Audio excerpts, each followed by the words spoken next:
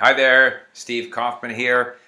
I have my Bluetooth speakers on because as I was setting up here, and whenever I'm doing anything, I'm listening to my Romanian because I'm into Romanian right now. Today I'm going to talk about strategy, what I consider to be the essential strategic consideration in language learning. I'm keeping these on, by the way, because I'm going to turn on my Romanian shortly, just for effect here. But I've said before that language learning really amounts to the attitude of the learner, the time you spend with the language, and developing the ability to notice. And this ability to notice is key, because your brain is going to learn, but the brain has to notice the language, whether it be patterns in the language, pronunciation, or whatever. So what is the strategy for learning to notice? And if you develop a strategy for learning to notice, that then becomes a strategy for learning the language. And to me, the strategy to notice and to learn the language is to have a two-pronged attack on the language. One is a top-down, and the other is a bottom-up, or bottoms-up. In other words, one is the big picture, top-down, and the other is the bits and pieces, which is bottom-up. Now, what does that mean specifically?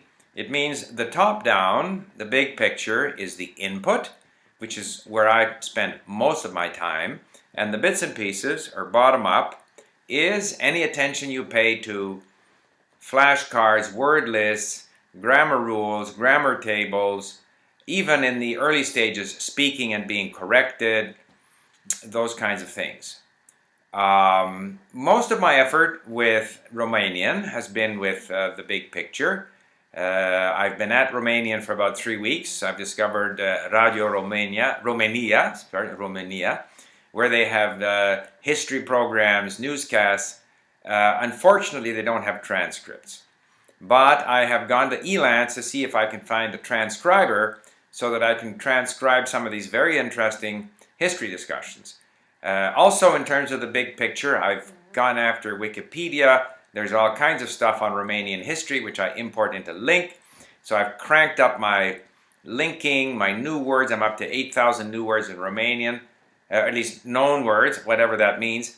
But by and large, if I now go to a Wikipedia article on Romanian history, I know a lot of the words, and the ones that I don't know I look up, and they are going to my database at Link, and I will eventually know them. So I've got a lot of interesting top-down stuff happening.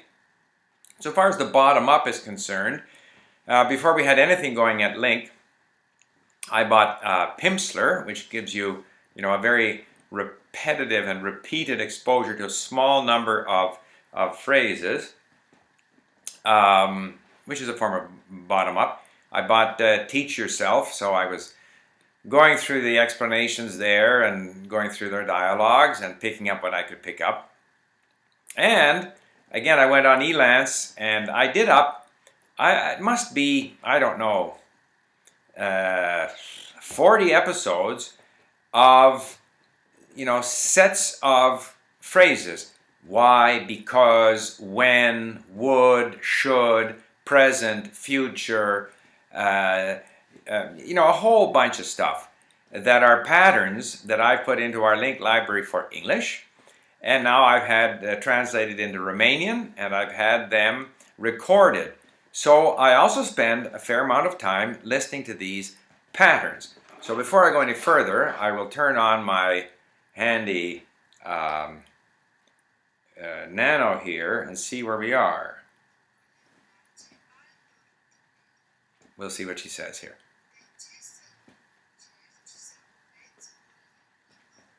De ce să nu încerci să înveți o limbă nouă?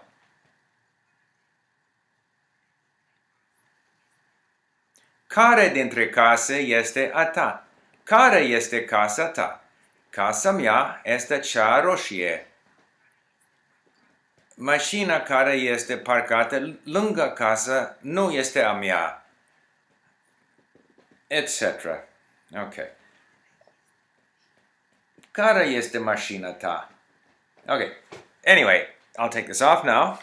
So, I mean, I have heard those 100, no, I wouldn't say 100, but lots and lots of times. So it's got all of the although, because, however, greetings and stuff like that. So those are the bottom-up bits and pieces, which I need to have a lot of exposure to drill them into my brain. And I prefer listening to these because they are, first of all, they're sentences and patterns that I've written up because they matter to me, and I get to listen to them over and over again.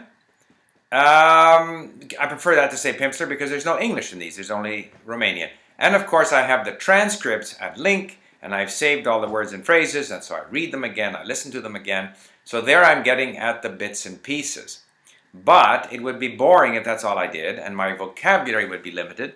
So I very much enjoy reading the Wikipedia articles on Romanian history and listening to the interviews on Radio Romania, and I would say, I've been at Romanian for 3 weeks. A week ago I couldn't understand much. Now I think I understand about 50%. There was the discussion there about the Byzantine Empire and the influence on Romania and the influence of the West versus Byzantium and so forth and so on. There was another discussion about, what was this? King Charles, I guess, who was the Hohenzollern German prince who became the king of Romania around the time, I guess, of the First World War. I miss a lot, but it's fun.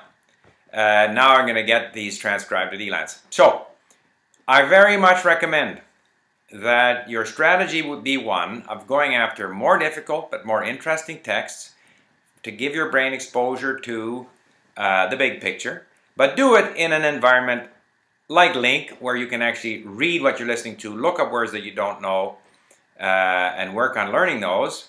And I will sometimes review the flashcards on my iPhone if I'm waiting somewhere.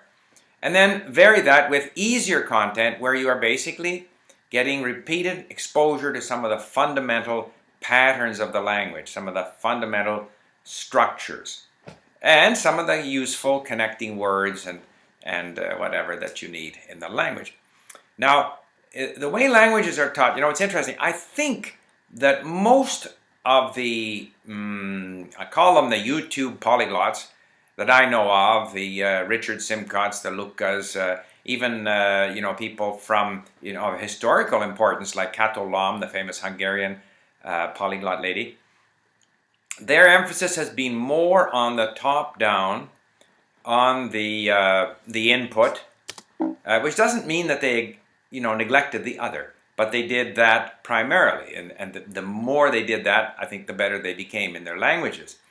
However, most instruction focuses on the bits and pieces, and I think the reason there is clear, that for a learner, the most pleasing thing to do, the easiest thing to do, is input, and for many learners at least, it's interesting, it's easier to do, it's portable, it's less expensive. But from a teacher's perspective, it's easier to teach the nuts and bolts. It gives you something that you can try to teach. However, unfortunately, with the nuts and bolts, that no matter how many times I read explanations of grammar, like in my Romanian book, I'm reading them now for the, umpteenth time, they don't necessarily stick until a certain point where I've seen them so often in other settings, in other contexts, that finally it clicks in. So the deliberate study of the nuts and bolts, the deliberate attempt to teach the nuts and bolts, is doomed to failure if there isn't at least twice as much time spent with the big picture, the input.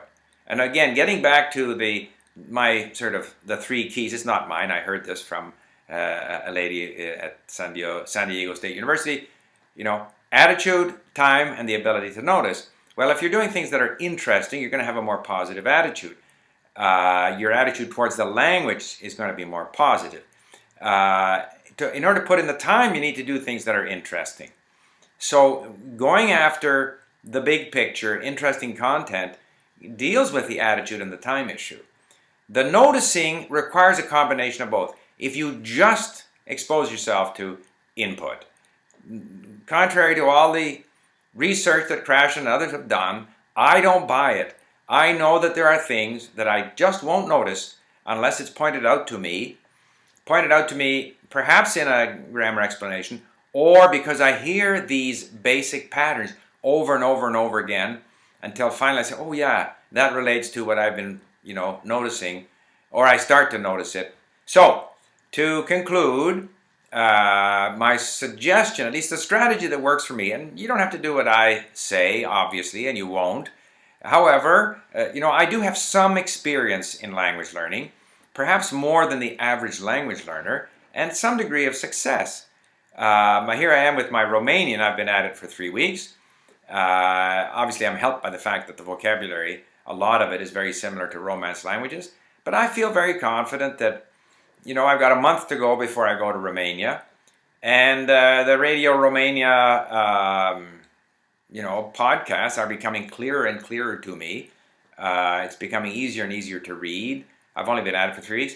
And I find myself now, because I'm also starting to speak with, tutors, that I'm able to start using some of these patterns that I've been listening to over and over that kind of been dripping on my brain. So I very much recommend a strategy of both top down and bottom up, but at least 2 or 3 times as much top down as bottom up, with the caveat that when you are starting out, the first little while you need more of the bottom up because you can't access the top down. It just so happens in Romanian I can do that. I don't think, I know I couldn't have done that in Czech because the vocabulary would be too different for me. So there it is. Strategy, top down, say 3 parts top down and 1 part bottom up. Look forward to hearing your comments. Bye for now.